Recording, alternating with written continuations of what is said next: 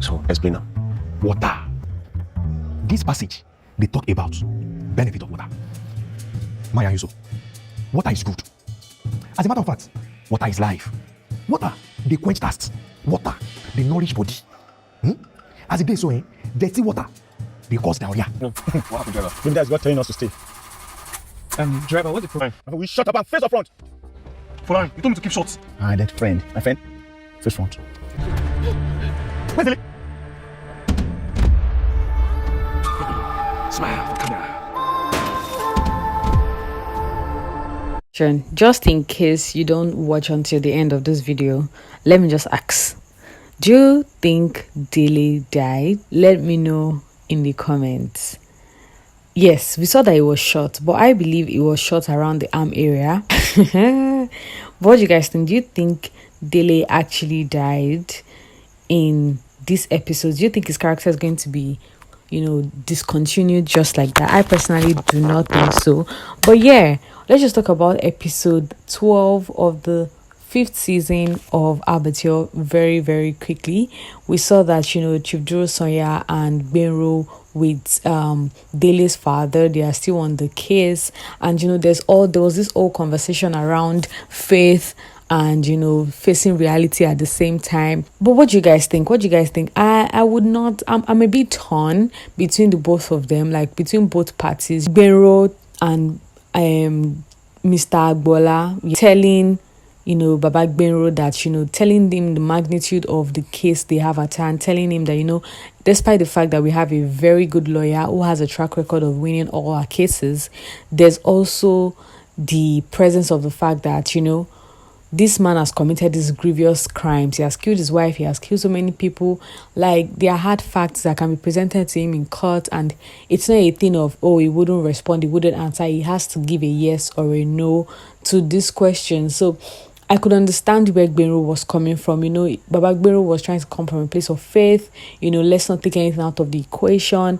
But, they are being compelled, especially Benro and Dele's father, they are being compelled to face the fact, judging by the fact that they are professionals and they just want to be logical about these things. But what do you guys think? I personally think that it's fear that is getting a grip of them, and in as much as I feel like in as much as they realize that this case is very complex, it comes to this, it comes to that, on their own path, they now need to go and prepare very well.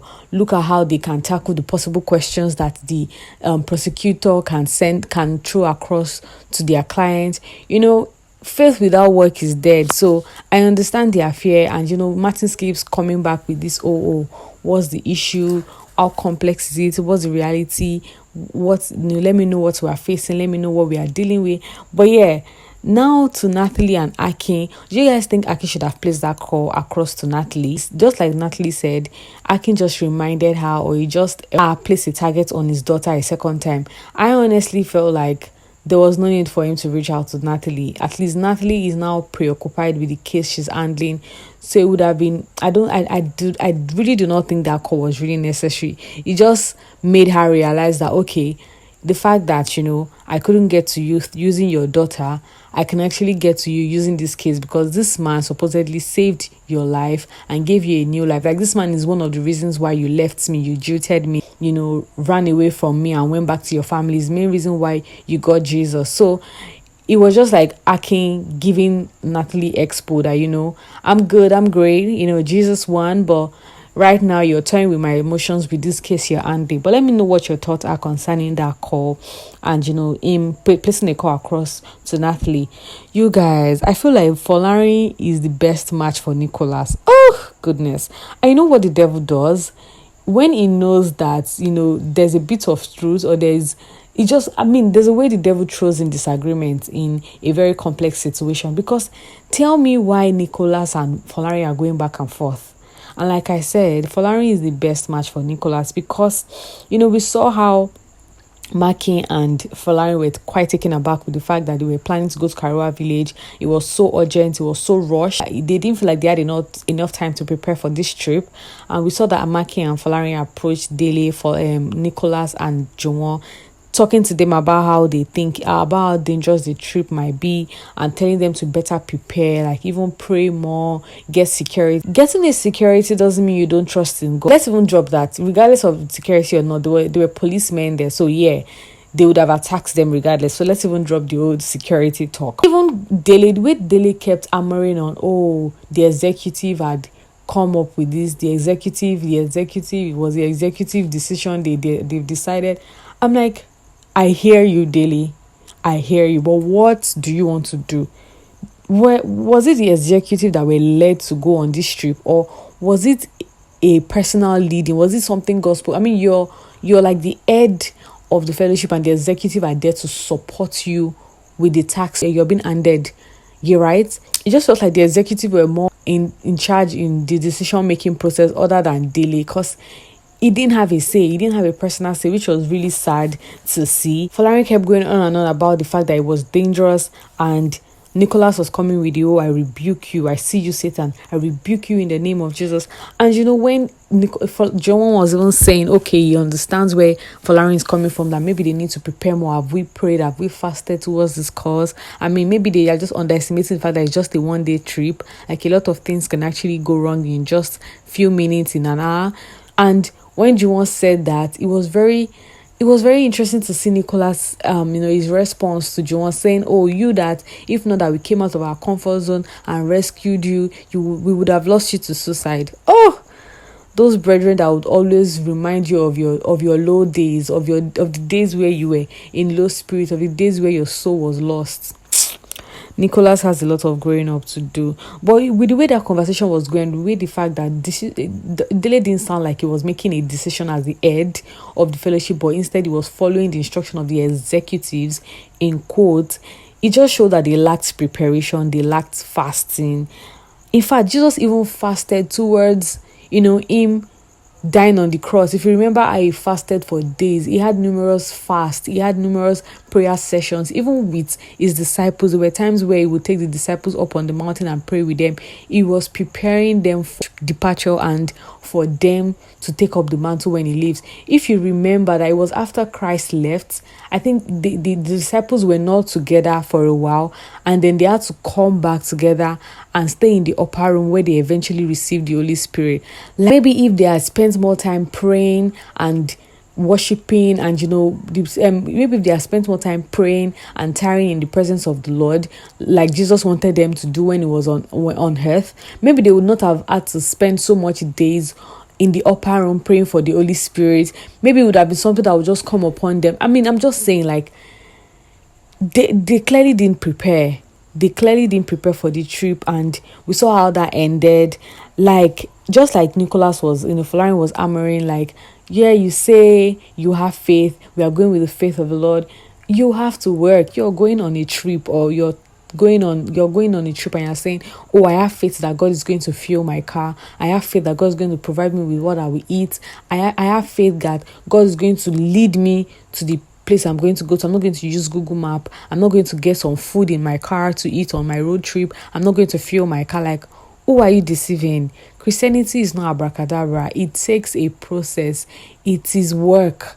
Faith and work goes hand in hand. Even the Bible says faith without work is dead. So it was clear that they didn't do any work. Dele just came up with the fact that, okay, the executive have been praying and they've been led to Karawa village. I mean, just even take your mind back to this. Like, what are the odds that it's the same time that Folarin and Makin had a fight? Folarin joined the fellowship. Makin also sort of steps into the fellowship. That's the same time that Dele and the other brothers decided to go to Karawa village. Like, if Folarin and Makin were in there, there would have been nobody to warn them ahead of the danger that was there. There would have been nobody to inform them. Like, what are the odds that these men are in your midst at the same time that you're going on this, on this mission, you're going on this, this trip?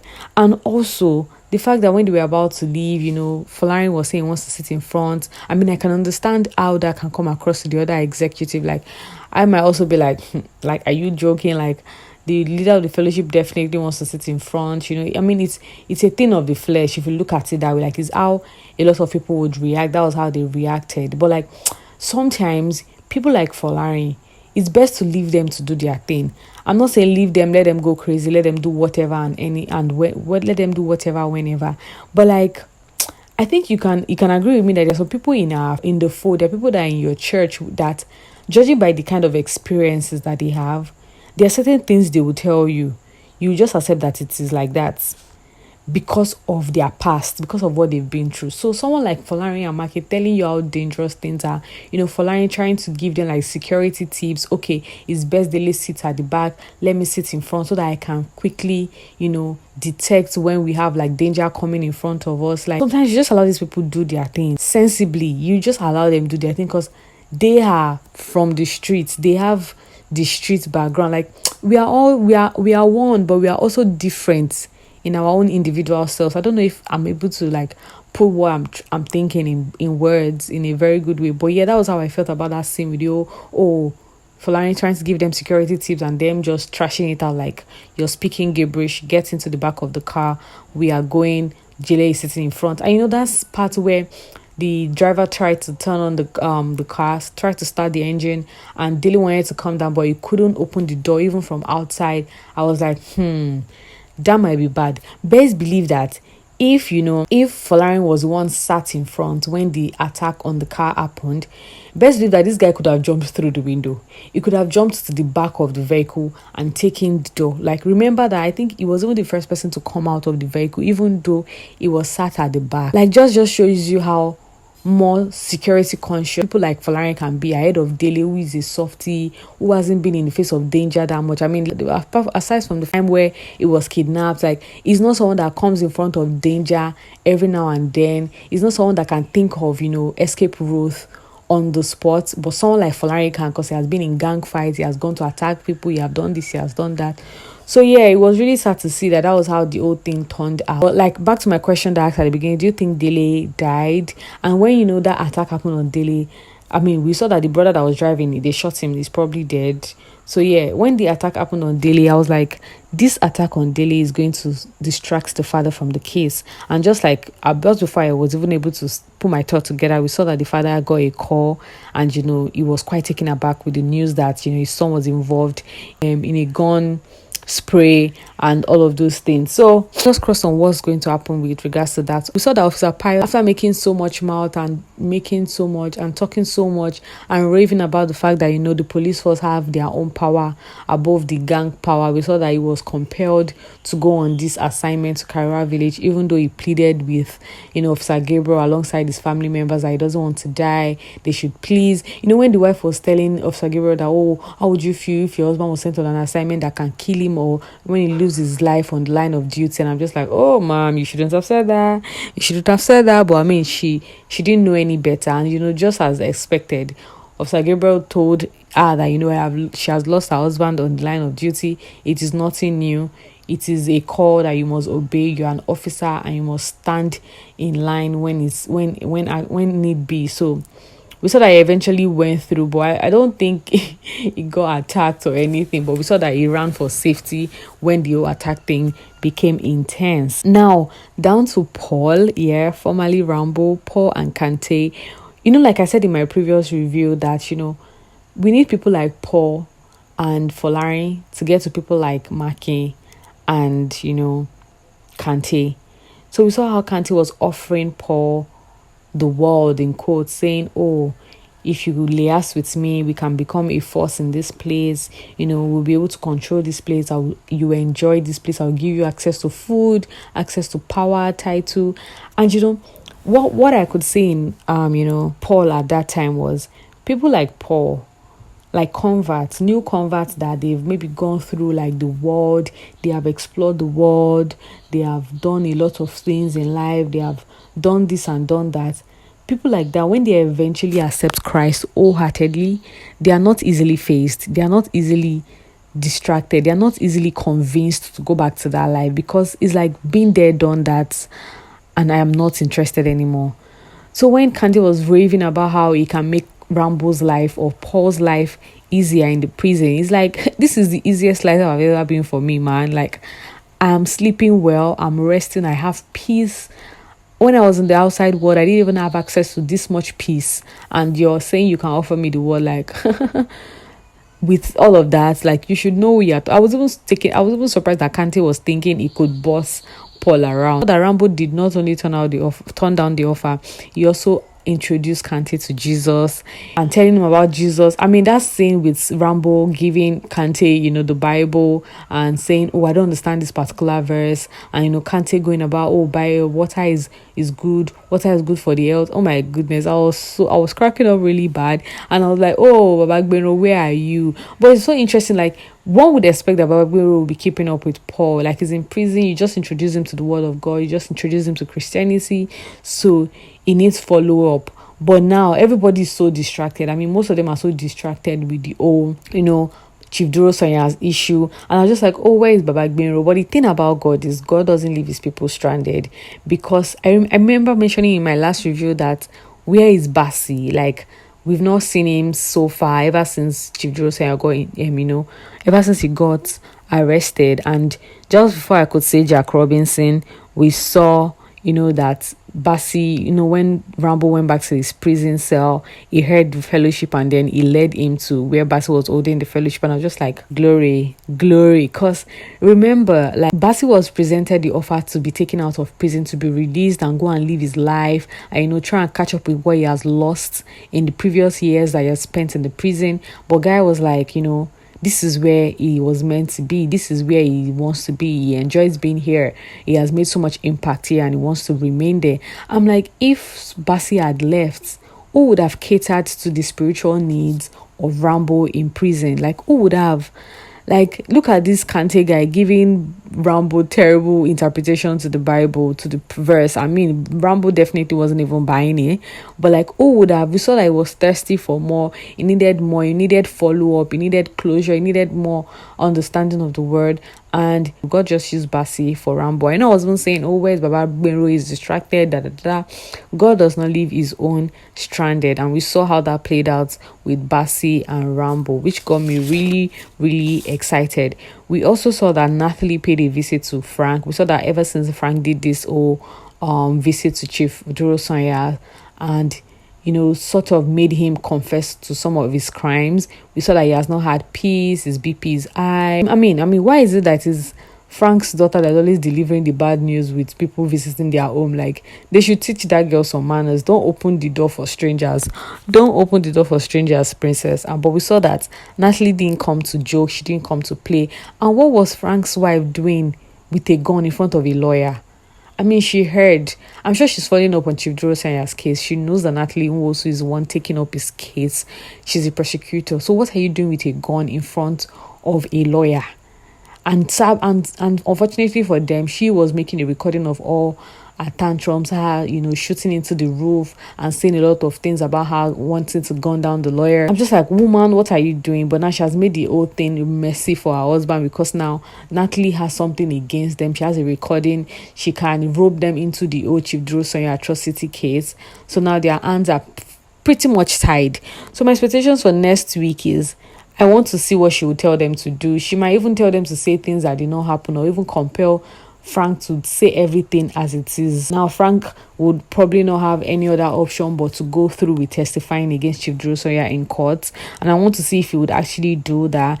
Dele's father gets in. I think with the new update on Dele and, getting shot, I feel Dele's father will be taking off the case. Maybe that would then lead us to Minister Sumisola taking up the case and appearing as the lawyer for the defendant alongside maybe Gbenro in court. So we saw that Natalie promised to come after Akin and the daughter most especially. So I'm looking to see, okay, is that going to happen anytime soon? I mean, she looks preoccupied with the case, but the devil is never too busy to go after different praise at the same time. The biggest question of the episode, did Dele die? But I don't think Dele's character will be discontinued just like that. I also look forward to Paul, formerly called Rambo, learning more of Christ through the fellowships being held by Basi. There was also something I wanted to mention. Okay, yes, this lady, I think Sylvia from season 4, who used to be a prostitute but was converted, Una has a child or two and is married. We saw that she came up in the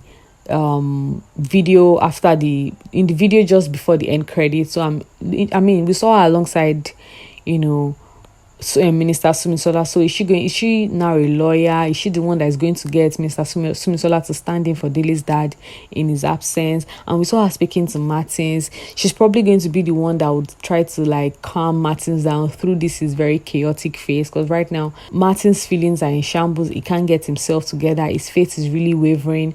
So yeah, I'm really looking forward to all of those things play out in the coming episode. What are your expectations for episode 13? Let me know in the comment section. What was your favorite scene? My favorite scene has to be that banter, that whole back and forth between Folari and, you know, Nicholas. I feel like Folari really matched up to Nicholas's energy in this episode. And I don't know if I should say I'm looking forward to more of it, but now that, you know, their president is in duress, I don't know if they will be throwing jokes and throwing jabs at each other anytime soon. But yeah, let me know what your thoughts are in the comment section. Please like this video and subscribe to the channel if you're yet to. I'd love to see my next review, but until then, make sure to remain happy because you owe it to yourself. Bye guys.